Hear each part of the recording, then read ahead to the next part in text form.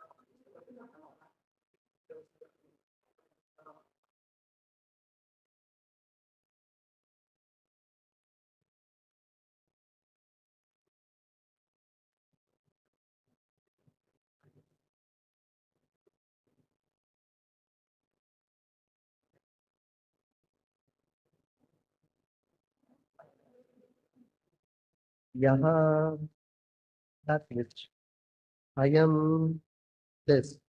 Kalaha, time, minutes, hours, seconds. Tasya, of him. Te, of you.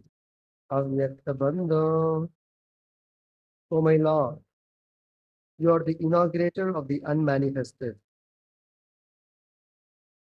the original Mahatattva or Prakriti, Cheshtam, attempt or pastimes.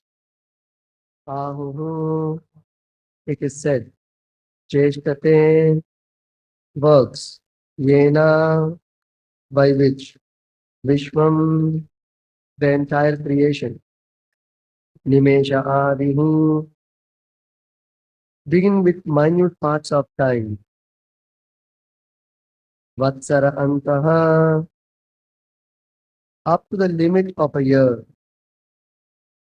Mahiyan, powerful, come onto your lordship, Tva Ishanam, onto you, the supreme controller, Shemadhama, the reservoir of all auspiciousness, Prapadye, I offer full surrender. Translation and purport by Divine Grace, Shri Seminar, the Bhakti Vedanta Swami Srila Prabhupada. Yeah, the Balaram people, glorify Prabhupada. Translation. O inaugurator of the material energy, this wonderful creation works under the control of powerful time, which is divided into seconds, minutes, hours, and years. This element of time, which extends for many millions of years, is but another form of the Lord Vishnu. For your pastimes, you act as the controller of time, but you are the reservoir of all good fortune. Let me offer my full surrender unto your lordship. Please repeat the translation. O inaugurator of the material energy, this wonderful creation works under the control of powerful time, which is divided into seconds, minutes, hours, and years. This element of time, which extends for many millions of years, is but another form of Lord Vishnu. for your pastimes. You act as the controller of time, but you are the reservoir of all good fortune. Let me offer my full surrender unto your Lordship. Purport. As stated in the Brahma Samhita 5.52, Yachakure savita esha savita सकलग्रहाणां राजा समस्त सुरमूर्तिरशेष Teja यस्याज्ञया भ्रमति संवृतकालचक्रो गोविन्दमादिपुरुषं तमहं भजामि. The sun is the king of all planetary systems and has unlimited potency in heat and light. I worship Govinda, the primeval Lord, the Supreme Personality of Godhead, under whose control even the sun, which is considered to be the eye of the Lord, rotates within the fixed orbit of eternal time. Although we see the cosmic manifestation as gigantic and wonderful, it is within the limitations of Kala, the time factor. This time factor is also controlled by the Supreme Personality of Godhead, as confirmed in Bhagavad Gita. Maya Dhyakshena Prakriti Suryate Sa Characharam. Prakriti, the cosmic manifestation, is under the control of time. Indeed, everything is under the control of time, and time is controlled by the Supreme Personality of Godhead. Therefore, the Supreme Lord has no fear of the onslaughts of time. Time is estimated according to the movements of the sun, Savita. Every minute, every second, every day, every night, every month, and every year of time can be calculated according to the sun's movement. But the sun is not independent, for it is under time's control. Brahmati Sambrita Kala Chakra. The sun moves within the Kala Chakra, the orbit of time. The sun is under the control of time, and time is controlled by the Supreme Personality of Godhead. Therefore, the Lord has no fear of time. The Lord is addressed here as Avyakta Bandho, or the inaugurator of the movements of the entire cosmic manifestation. Sometimes the cosmic manifestation is compared to a potter's wheel. When a potter's wheel is spinning, who has set it in motion? It is the potter. Of course, although sometimes we can see only the motion of the wheel and cannot see the potter himself. Therefore, the Lord who is behind the motion of the cosmos is called Avyakta Bandhu. Everything is within the limits of time, but time moves under the direction of the Lord, who is therefore not within time's limit. Thus ends the Bhakti purport in translation. French of three texts, मम ज्ञानतिमिरान्धस्य ज्ञानाञ्जनशलाकया चक्षुरुन्मिलितं येन तस्मै श्रीगुरवे नमः. नमामो विष्णुपादाय कृष्णप्रेष्ठाय भूतले श्रीमते भक्तिवेदान्तस्वामिनिति नामिने. नमस्ते सारस्वते देवे गौरवाणि प्रचारिणे निर्विशेष शून्यवादे पाश्चात्यदेशतारिणे. जय श्री कृष्ण चैतन्य प्रभु नित्यानंद श्री अद्वैत गदाधर श्रीवासदि गौर भक्त वृंदा. हरे कृष्णा कृष्ण कृष्ण हरे हरे, हरे Ram Ram Ram Hare Hare.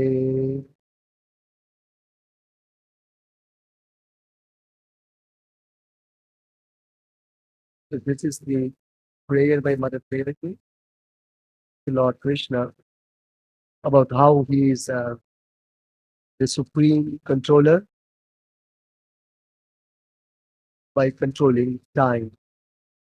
Because time controls everything in this cosmic manifestation.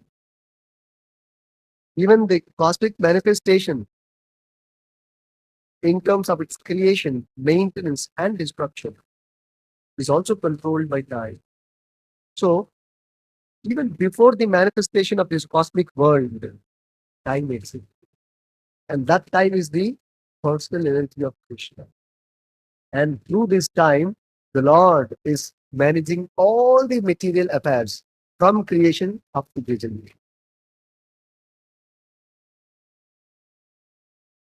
Pradhana, Mahatatva, all of these things are managed by Kala. So, but that Kala is completely under the direction of the Supreme Lord. As Krishna explains in Bhagavad Gita 9th chapter, Maya Advyakshena Prakriti Sunyate Satsarachara. Everything material, both moving, non-moving, and all the activities are directly under my control. That control Krishna is referring to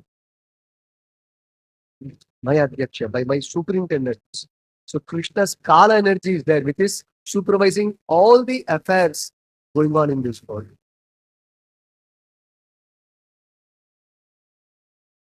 So that Kala is controlled by the Lord and is the energy of the Lord. And therefore, for the Lord, there is no fear from this Kala. Otherwise, in the Bhagavad Gita 11th chapter, Krishna describes Kalosminaka Kshayakrit Pravrittaha. Krishna says, time I am the destroyer of all the worlds. Everything is destroying. It's called the uh, concept of reductionism.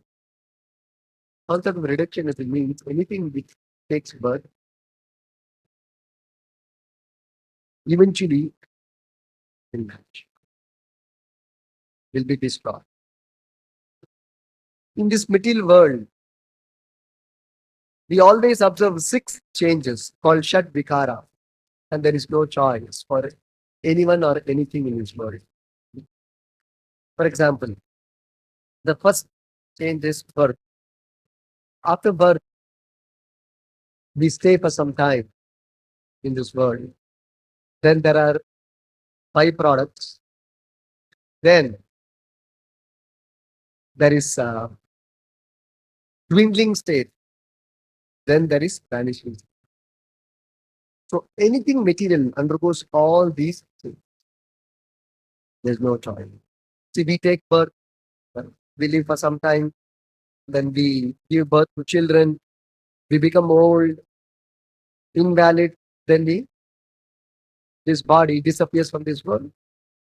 Everything material undergoes these stages. You can take a tree, you can take this creation itself. It all undergoes these changes. So therefore, there is always fear in this world. Because what is future we don't know, and everything comes to an end. That is also not in our control. And after end, what is next also we don't know. So there is fear. But because the Lord is the controller of time, there is no fear for me. Therefore, if we take shelter of that Supreme Lord, who is the master and controller of time, we have nothing to fear anything in this world. In the second canto, it is described, Ayur Harati Vaipumsam Udyan Astam Chayan Asau. Sita Goswami is describing the powerful effects of time in this world. By every rising and setting of the sun steals away our life. Every moment is passing, actually we are approaching death. In fact, one place Prabhupada nicely explains, the moment you are born, you are dying. The moment we are born, actually we are dying. But we are thinking, I am living, I am growing, and we take pleasure. But actually, it is illusion and ignorance. The moment we are born, we are dying.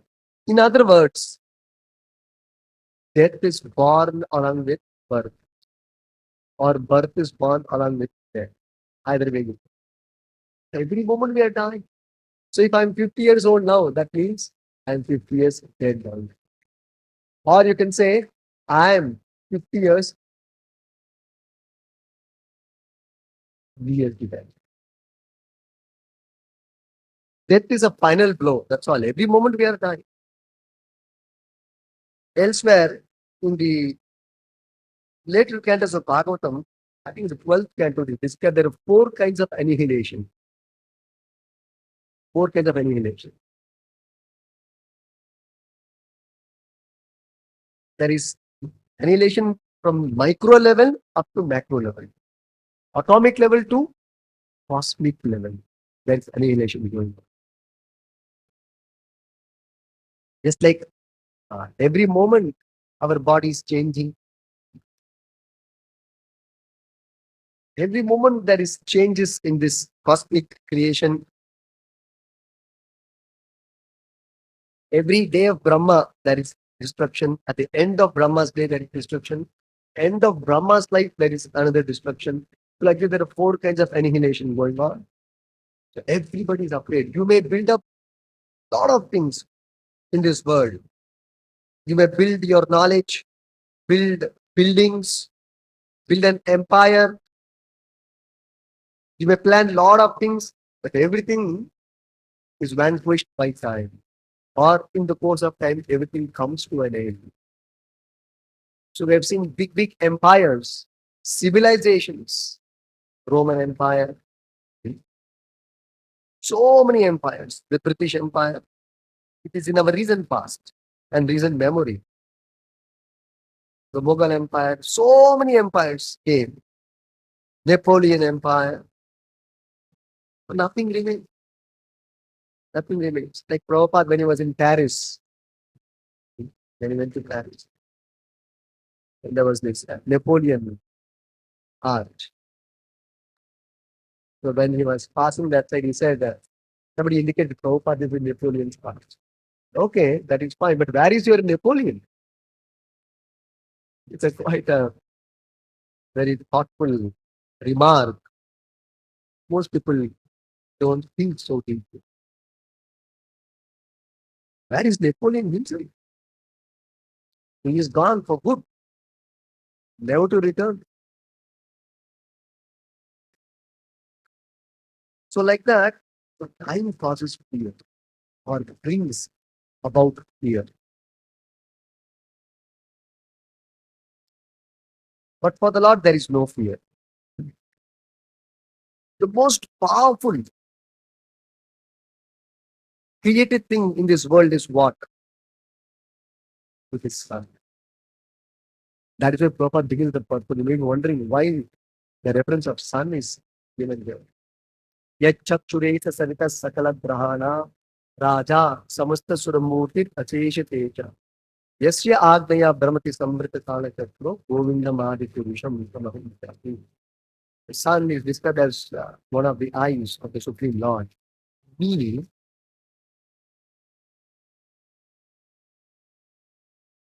by the perfect superintendence of the Lord, everything is operating in this world. Sight means superintendence. Sight means superintendence. His eye is there on every smallest detail to the macro detail. Nothing will lose Krishna's attention.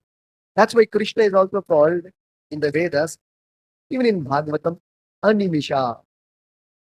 Animisha means one whose eyes never close. We keep closing every now and then, so I otherwise the eyes will become dry. It's actually an aspect of hydration. Just like there's a bottle filled with water, you press, then the drops of water will fall, right? So like that, there's a mechanism here. You keep few months a while, it is hydrated. Otherwise, it will become dry. Anyway, irrespective of the science behind this movement of the eye, we all close eyes. All human beings, including devatas, we close eyes. They have to keep blinking once a while. But the Lord never blinks. His eyes are always open. Animisha. That means he is always alert. Even if they are alert, when they are awake, they are alert. But when they are sleeping, they are alert. That could be great danger. Anybody can come and kill us. Even when we are awake also, we may get pain. We can't see so many things in this world. What the other person is planning, we have no idea. What the other country is planning, we have no idea. We may think everything is safe now. Suddenly there'll be a blast.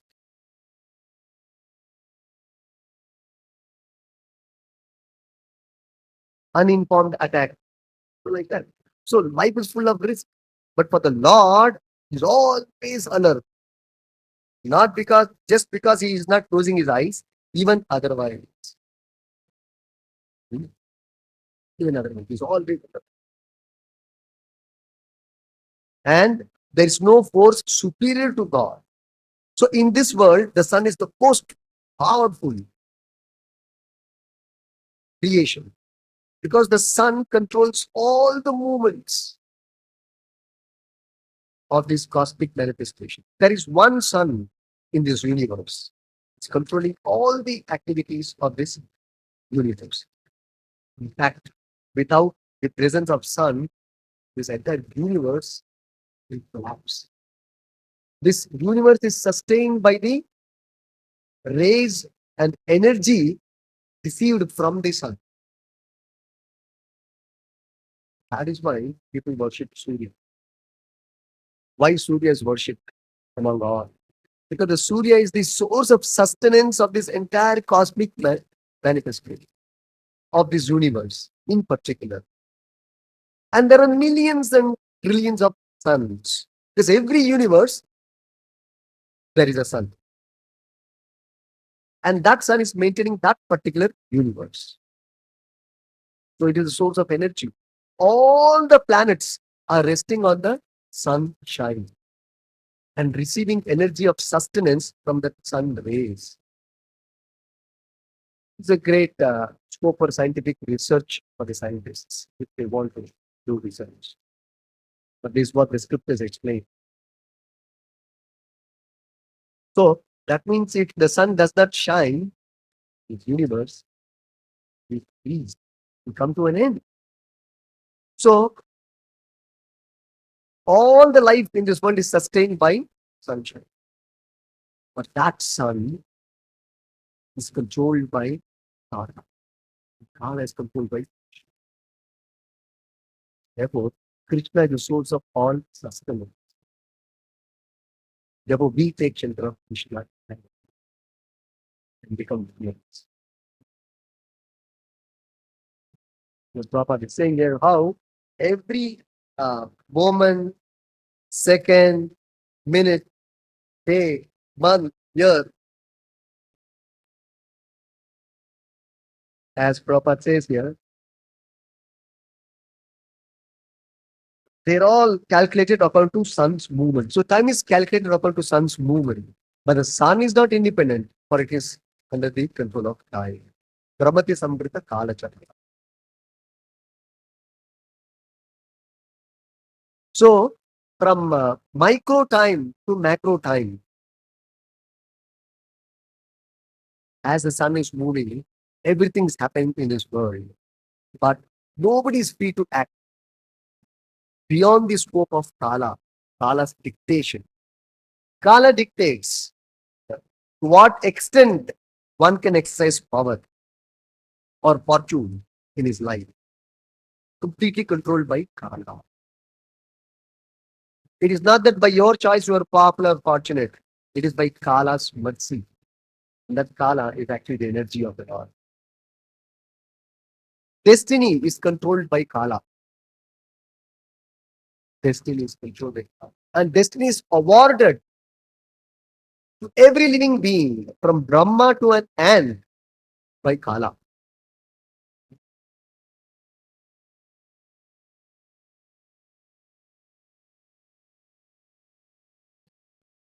So you can just imagine the supremacy of Kala over everything. Even destiny is dispensed by Kala as per the will and wish of Govinda or Krishna, as Brahma explains. There is one very nice story. One time Srila Prabhupada explained about one villager. So there was one simple villager in a small village, and he somehow developed a desire to serve the greatest. So by inquiry, he found out that there is a village chief in that village, and he is the greatest person. So he somehow requested him to accept him in his service. And this village chief accepted his service. And this villager was very, very happy. And he engaged in different kinds of services as per the will and wish of the village chief. So some time passed. Like one day, one governor visited this village, and this village chief was seen reporting to him, giving records of the village's activities, village's expenses, village's income received from the government, and all these things. He was submitting his report. Then after the governor left the village, he inquired from this village chief, I thought you are the greatest in the village, the supreme in the village. So I wonder why you are taking these reports, income, expense, and activities of the village. It is governor. Who is this man? So the village didn't know who that person is. The village chief explained, no, no, no. I am only the chief of this village. The governor is the chief of all the villages in the state. Therefore, I have to report to him. Then he asked, can you kindly recommend my case to the governor? I would like to engage in his service because my desire is to serve the greatest. So then the village chief recommended, and the governor was happy enough to accept this village's service. So very soon he moved to the governor's place, and then he became the direct assistant to the governor, and he started assisting the governor in all his activities, like whatever help he wanted, he was assisting. It was very satisfied in that way. Some time passed, and one day the governor was not in the office. Upon inquiry, he found out that he has left the office to meet the king. Those days there was monarchy, so he went to meet the king, and he was paying the taxes to the king, the taxes of the state to the king, and he was also offering his respect to the king. But then this villager was surprised. If you are the supreme of all the villages and districts, then why is it that you are paying taxes to somebody else and offering respect to him? Then the governor said, no, no, no, the king is the supreme. So then he requested the governor, can you transfer me to the service of the king? Can you recommend my case? So then the governor said, yes, yes, why not? And very soon, this villager became the direct assistant and servant of the king.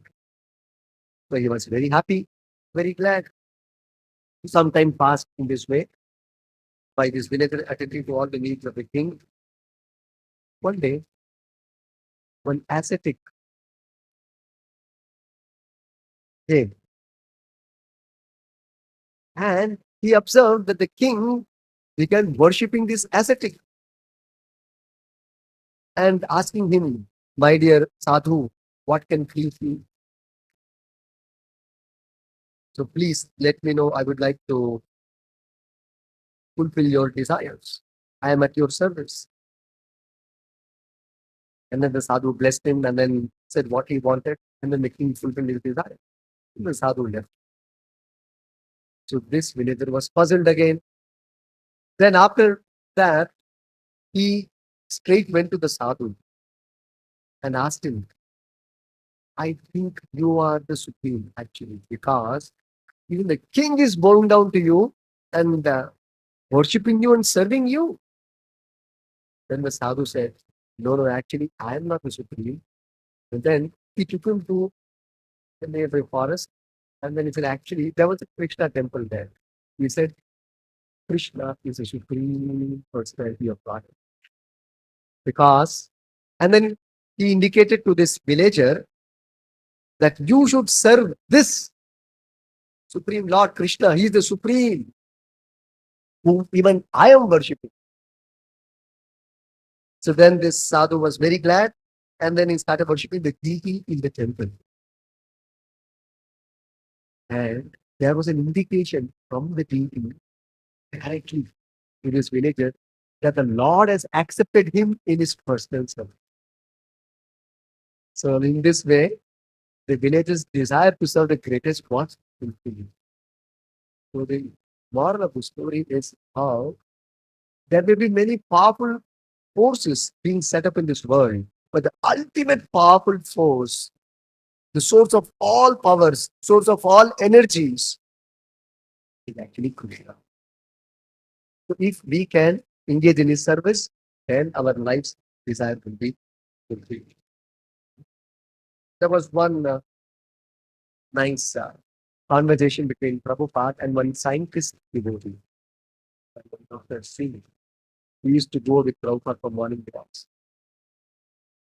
So it was about, I think, 16 days that Prabhupada went for a morning walk in Los Angeles. Very nice sea there. Prabhupada used to walk on the beach of the sea and used to have some lively conversations.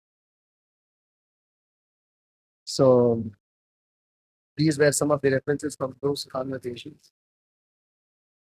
So this Dr. Singh would always pose some argument with a scientific temperament from the scientist's viewpoint, modern science viewpoint, and Prabhupada would give his Vedic perspective. So this Dr. Singh began one discussion with Prabhupada asking about supremacy. What is supreme? Why something or someone is considered supreme? So Prabhupada explains very nicely. Just like in your country, that time I think the president of America was Mr. Nixon. So Prabhupada said, why Mr. Nixon is considered the supreme? Because he's the president of the country. It's okay, but why is he considered the supreme? Then what is the meaning of supremacy? So then this Dr. Singh tried to explain, because he exercises maximum power.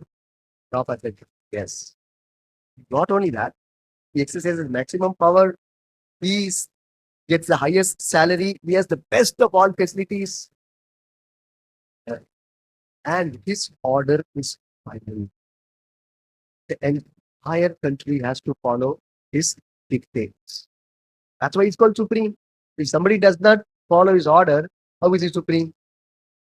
Just as you tell something and your subordinate does not execute that order, then how are you, his boss? If he says, no, I will not listen to you, I'll not do what you say, I will do what I want, then he's not the boss. Then this man becomes the boss. The servant becomes the boss. Today using Kaliga, typically.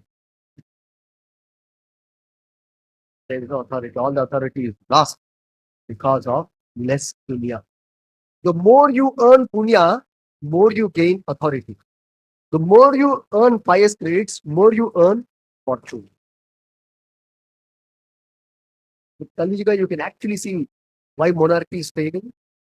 Because people are simply. So they don't have control over anyone. They can't exercise control over anyone. To exercise control over others also requires pious credits. Because people are by and large sinful, therefore the monarchy failed.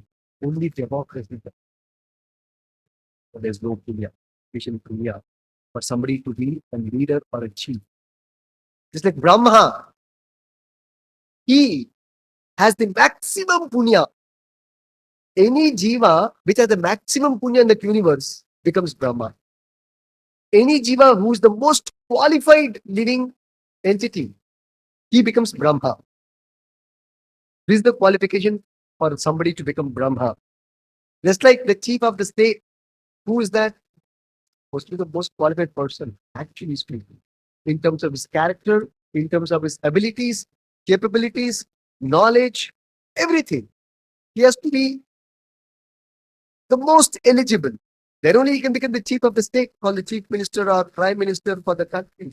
But unfortunately, today it is only by vote bank where somebody is becoming a chief minister, prime minister. That is not the criteria. The most qualified, the most intelligent, the most powerful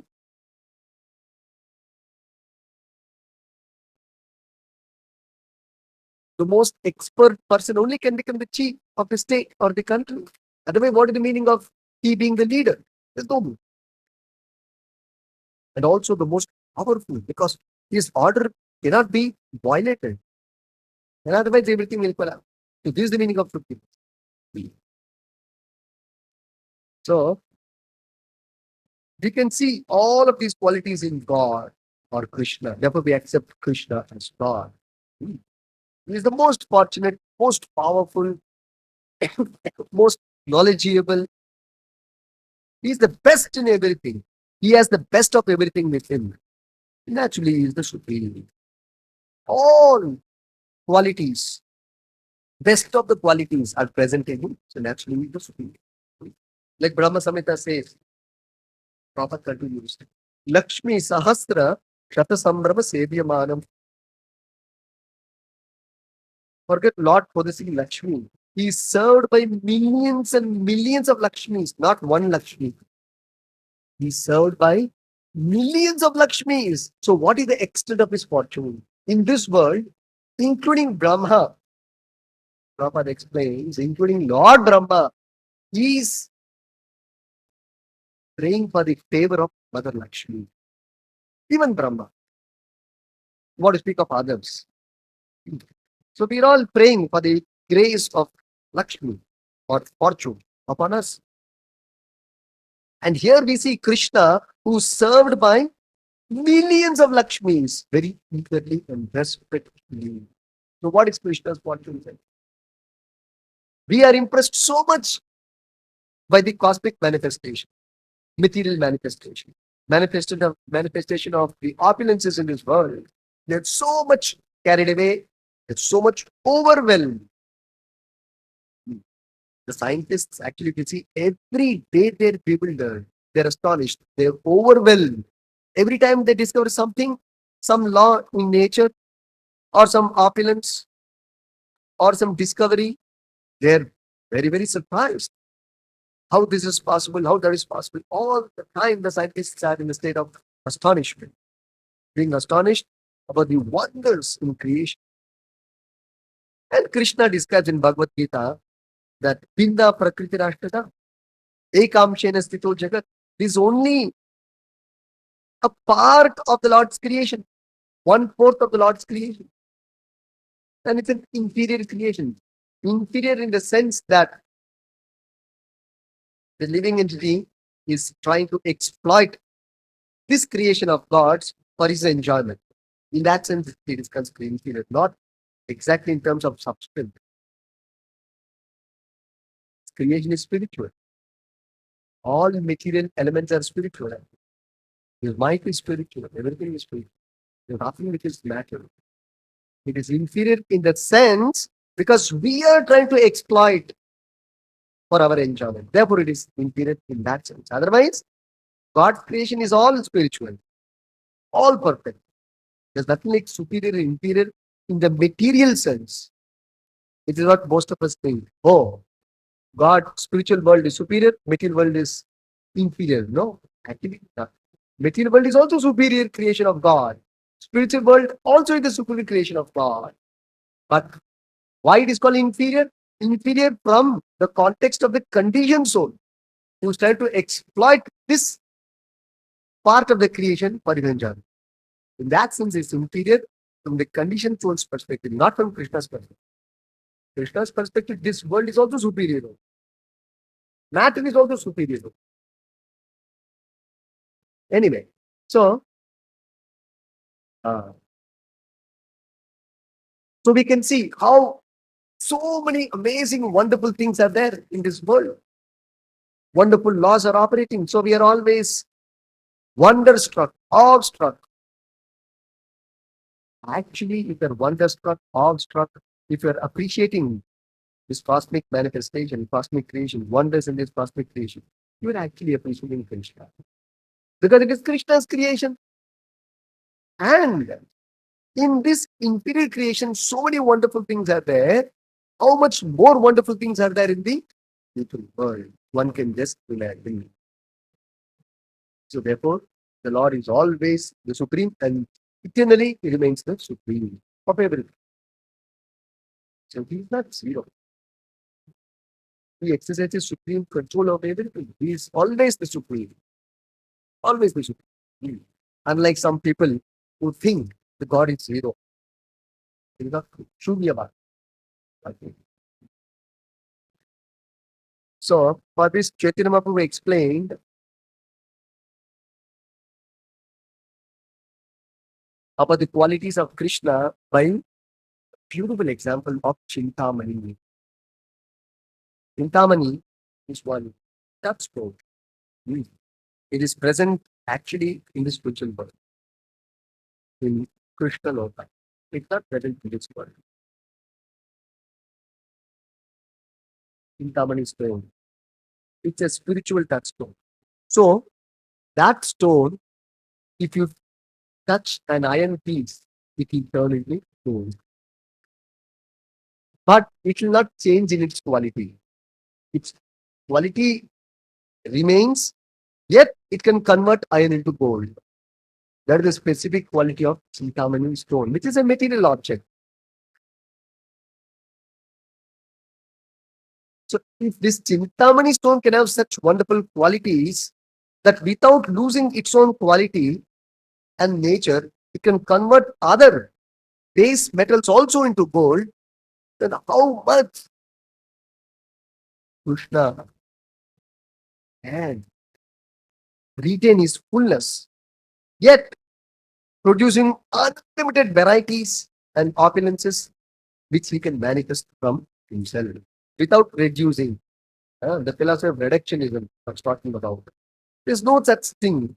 The science of reductionism. There's no such thing which can be applied for Krishna or anything spiritual. That's why Isopanishad says, Om Purnamada Purnamidam Purnat Purnam Vidachyate. In the spiritual world, everything is eternal and fully present and complete. It is not imperfect, it is not incomplete. The Lord is complete whole, and from Him complete units come. The complete units are complete, and the Lord also still remains the complete balance. This is how Prabhupada explains it. But in this material world, it is not true. Suppose there is a piece, there is a cake. You make it into 10 parts, and then you take away one piece from that. Then the cake is minus by one piece. Then you take another piece, it is minus two pieces. Then you go on removing and consuming, finally the cake is disappeared. Finished, it is consumed. Isn't it? This is material in understanding. That's how material laws operate. Philosophy of reductionism. Everything is reduced to zero ultimately. That is it. But that is not true in the spiritual world or anything spiritual. Everything is eternal. There is no destruction. There's no reductionism in spirit or anything in spiritual world. Everything is complete and perfect and eternal. That's the nature of spiritual world and nature of God or nature of spirit. So, in the spiritual world, that cake will remain eternally. You may remove one piece, still the cake will be filled. How it is? This is the nature of spiritual world. Because we are conditioned souls, we are stuck with a certain understanding, certain experience or knowledge. The way we learn things in this world is as much your senses can grasp. That is your knowledge base. The senses cannot grasp something, you think it doesn't exist. Its existence is superior. This is how our knowledge basis and our limitation of our senses are. Just like we think everything has a beginning. So how do you say God does not have beginning? Yes, because in our experience, there is nothing in our experience which is beginningless. Nothing in our experience which is beginningless. Everything we observe has a beginning and has an end. We have nothing in our experience which does not have a beginning, does not have an end. Therefore, for the conditioned soul, with this set of instruments which we have, which is incapable of understanding what is beginningless, what is endless. This set of instruments are incapable of understanding. This is the trap. This is the problem we have. Therefore, the Bhagavad Gita and what Krishna describes, what Upanishad describes, becomes very difficult for us to understand. Here it is the Lord is Abhyakta Bandho. First of all, is Abhyakta. Then how do you understand? Yes, there are other means to understand. But because our educational training is such that you have to say everything grossly, physically, to be able to accept. This is how we've been taught from childhood. You have to see everything to believe. And whatever you know can be understood. Or whatever you understand is what is in existence, is what is reality. If you can't understand something, it cannot exist, it cannot be reality. This is how we have built up our knowledge base. Imagine how different. So many things which cannot be explained by our material intelligence. So many things cannot be explained by our material intelligence. Like Prabhupada always said, for example, you tell me, how can a grain become a semen? Or how can a grain become blood? Any logic is there? Any scientific explanation is there? Because we are all eating grain every day. That grain is only becoming blood. Now you tell me which scientist can explain that the grain, how it becomes blood? Is there any scientist or a scientific explanation in this creation? Didn't they? You know that. You can never bring in explanation. It's a mystic problem of God. How does grain become semen? So other people drink it. If semen is the energy which is sustaining this physical body actually. What is the immunity power is nothing but the power of semen. So how is this grain becoming semen? Analyze and see. You will never be able to crack. It's most bewildering. Okay, even if we crack it, can we produce a grain which can produce semen in a lab? Not possible. How does a seed, you take a paddy, it becomes grain. But can we create one paddy, one rice grain in our laboratory? So these are all mystical things. This one produces millions. I take birth, then I give birth to another jiva, then he marries, he reproduces, then he marries, he reproduces. So the cycle becomes almost eternal. Our tiny spirit also is able to keep on expanding. But how much must be the Lord? So there's nothing which is zero. Spiritual world, everything is complete. And there are so many mystical things happening by what is called as Achintya Shakti, inconceivable potency of God. Inconceivable potency. This entire creation also has come about by inconceivable potency. In fact, our own bodies have come about by inconceivable potency, which is our own experience. But this kind of teaching is not in any of the educational institutions. So the way our knowledge itself is built up is very limited. But the Vedic way of teaching and building up somebody's brain is very different.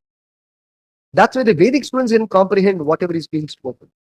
The non-Vedic students cannot comprehend. Their wiring is different. Their upbringing is different. Just like, just for you to appreciate. Suppose you have become a doctor today. You trained your intelligence. You gained the knowledge. You undergone training in that particular way to understand medical terms. But a non-medical person cannot understand anything. What are you trying to say? Many times you see doctors, what they say, common man does not understand anything. What all terms he uses, doesn't understand anything. because he's not trained. His intelligence is not trained. When a doctor sees a patient, he can observe, detect, analyze, perceive, sense so many things. But as a layman, I don't see anything. I'm just seeing the physical body, everything is fine. Okay, two eyes are there, two ears are there, mouth, nose. All the parts are there. No? Everything is intact. No, it is not intact. The doctor can say, he's sick, he's not well, he's not all right. So it requires a trained eye, trained intelligence. Like that engineer, it's another kind of intelligence. So different kinds of intelligence is there. So there is also intelligence to understand Brahman, to understand spiritual subject matter, to understand the subject matter of God, God's creation. It's another kind of intelligence. Brahma Jnana, spiritual knowledge, spiritual intelligence. It's another kind of intelligence. So we require, therefore, a spiritual master. Just like you require a doctor or a professor who's qualified in medical science to teach you and train you, similarly require a spiritual teacher called the spiritual master to train our intelligence spiritually to be able to understand this subject. So this Achinti Shakti, coming back to this point. So how? So this is Achinti Shakti of the Lord, uh, by which this body is known. Actually, a tiny spirit soul enters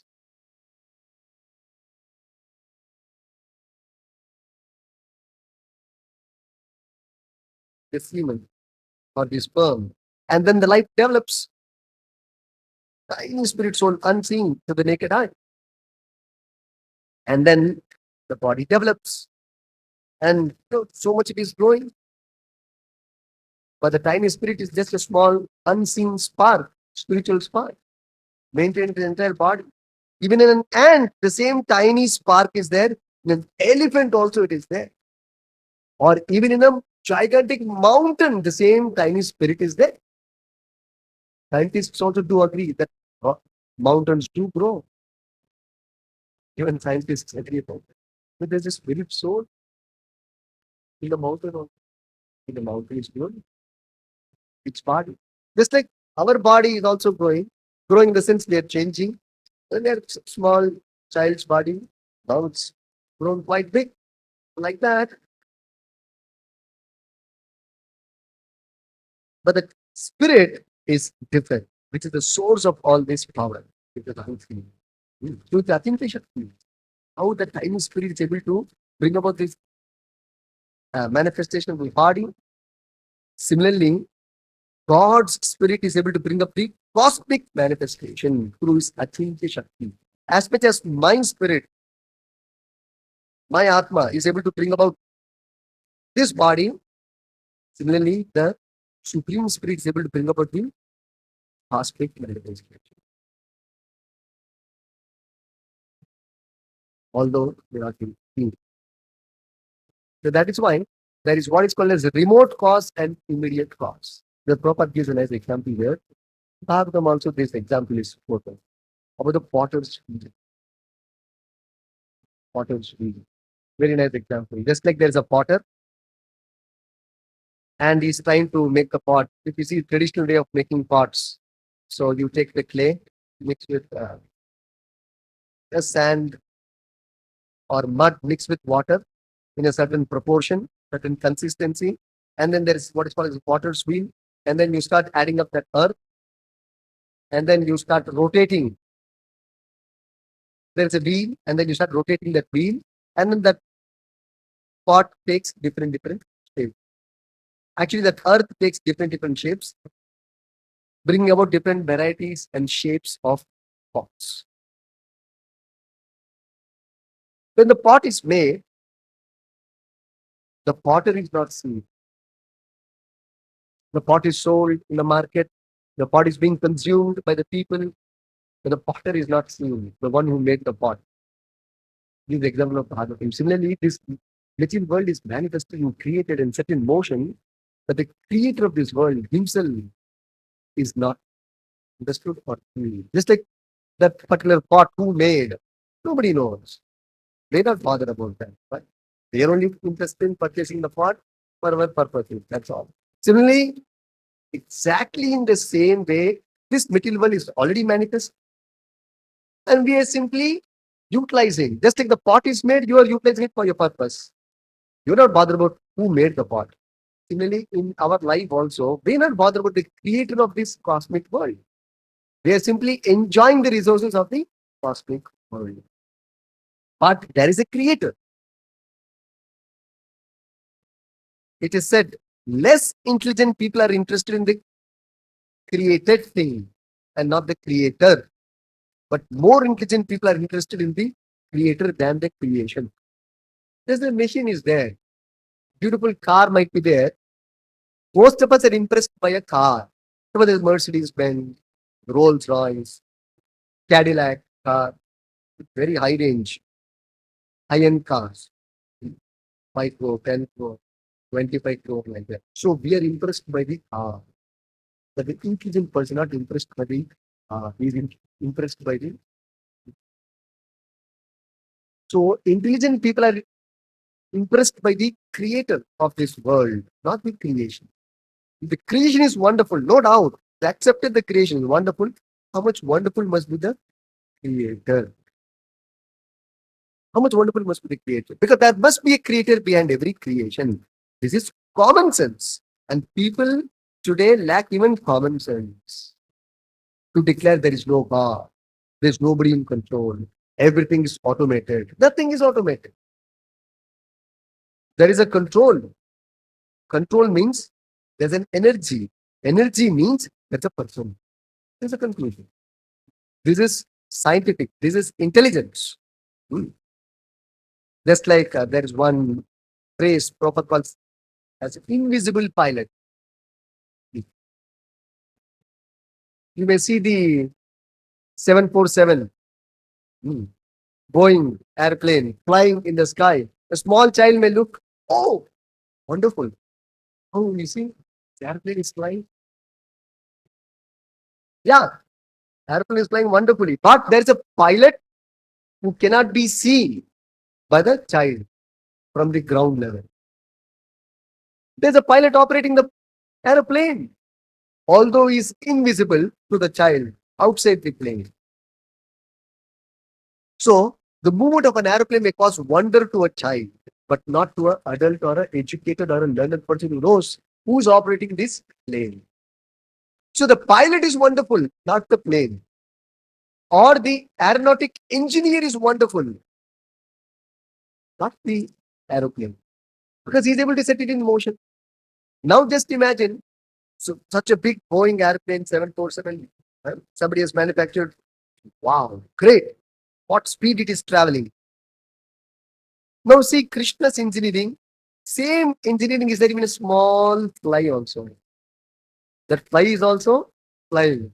It is also taking directions. It is going up, down, left, right. There are about 6 movements in an airplane. One engineer explained.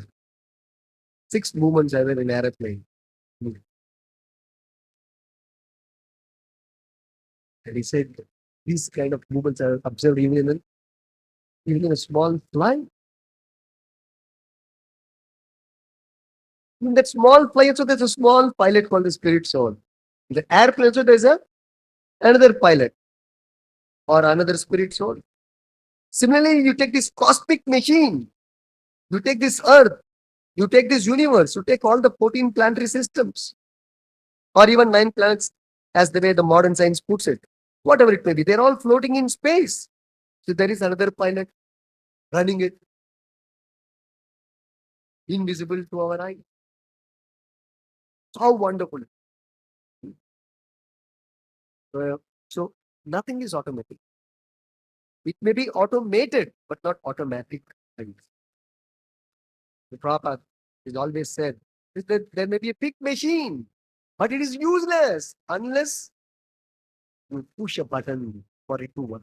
No, it is useless otherwise. Maybe a big machine, big car, beautiful car, useless. It will sit in the garage for a million years. It will not move unless the driver operates the car. driver means the spirit. That means unless the spirit operates, that costly car, beautiful car is useless. Similarly, this cosmic machine manifestation may be wonderful, but actually it is useless if the Lord doesn't enter and give a push and operate it. That operating energy is called Kalasham. Lord's energy. Kalasham. So that's what Mother Devaki is describing here. Therefore, Prabhupada says, we are impressed by Krishna, the supreme operator. The supreme operator. So we should not think that the material nature is independent. It is always dependent on the supreme Lord. So therefore, we don't have to fear Kala as such, although Kala dictates everything, but not a devotee's life. Because either you come under the subjugation of Kala or under the subordination of loving subordination of Krishna. So that is the difference. So you have to be subordinate either under Kala or under Krishna. Under the subordination of Krishna or the being a servant of Krishna, full of Anand. Full of Anand. And that's what we will see very soon. Krishna has appeared here. We will see Krishna's pastimes in his devotees. Of devotees as a servant of loving servants of the Lord, they enjoy a wonderful time with the Lord. We can have that conflict. That's all. Absolute Bhagavatam.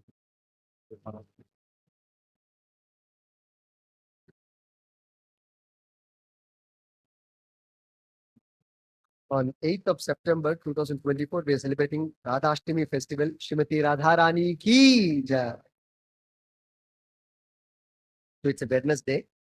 Devotees will observe fasting till noon, and the celebrations will begin in the evening in our temple here from 5:30 p.m. onwards. There will be Radha Sahasranama, Vyakya, then Arati, video show, Sankirtan, and there will be dinner prasadam for all the devotees. Shri Radhashtami Mahotsav ki jai. Shri Prabhupada ki jai.